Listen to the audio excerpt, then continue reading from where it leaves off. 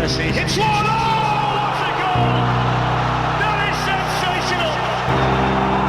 Beautiful, beautiful. Something close to genius. He's turned the tie around all by himself. Messi, Messi, Messi! There is Cristiano Ronaldo with a chance maybe to seal it, and he has taken it. It's Messi! And then Ronaldo! Immens Messi, encara Messi, encara Messi, encara Messi, Messi, Messi, Messi, Messi, Messi, Messi, Messi, Messi, encara Messi, Messi, Messi, encara Messi, Messi, Messi, encara Messi, Messi.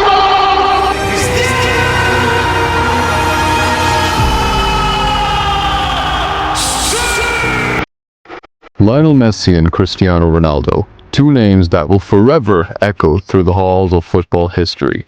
For over a decade, these two transcendent players have captivated millions, rewritten record books, and redefined what it means to be a footballer. But in their unparalleled greatness, have they also inadvertently ruined the game they so beautifully mastered? Today we'll explore how Messi and Ronaldo set a standard so high that even the brightest talents of today are left chasing shadows, how their exploits have spoiled fans, warped expectations, and reshaped football history in ways that have, ironically, left the sport worse off for their brilliance. First, let's talk about numbers. Football has always been a team sport, a game defined by strategy, passion, and moments of brilliance.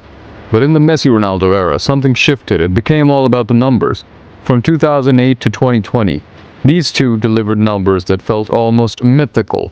Messi scored 91 goals in a calendar year in 2012, Ronaldo scored 17 goals in a single Champions League campaign in 2014, and together, they've scored almost 2,000 goals in their careers. These numbers, these dizzying, almost laughable achievements, created a false sense of what's normal in football. Fast forward to today, a player like Erling Haaland scores 52 goals in a season, and yet people shrug. He's no Messi or Ronaldo, they say. Mo Salah breaks records for Liverpool. Kylian Mbappe dazzles on the biggest stages, but the shadow of Messi and Ronaldo looms too large.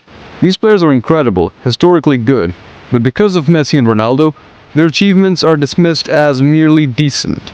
The bar has been raised so high that we've robbed ourselves of the ability to truly appreciate greatness. Let's focus on the obsession with goal scoring.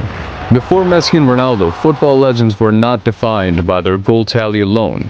Zidane wasn't scoring 50 goals a season, but he was revered for his elegance, his influence on the pitch, his ability to dictate the flow of a game. Ronaldinho too was worshipped for his creativity and flair, not his stats.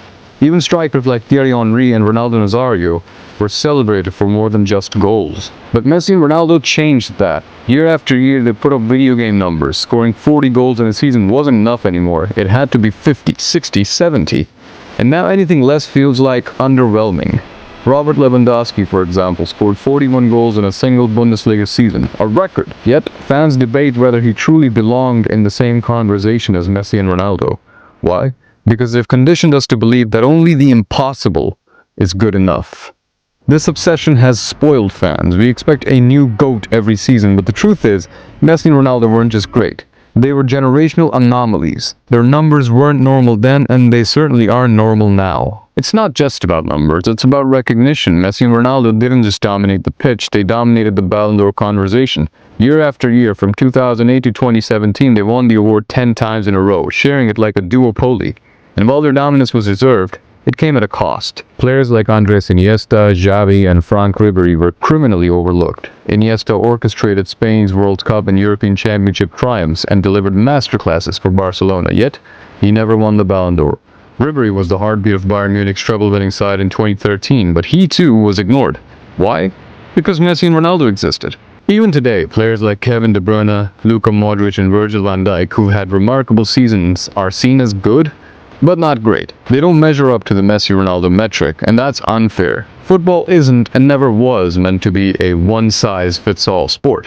Greatness comes in many forms, but Messi and Ronaldo have narrowed our perception of what it looks like. Now imagine being a young footballer in this era. Imagine growing up idolizing Messi and Ronaldo only to realize that no matter what you achieve, people will always compare you to them, and you'll always fall short. This has created an immense psychological burden for modern players. When Neymar moved to PSG for a world record feat, the expectation was clear. He had to become the next Messi.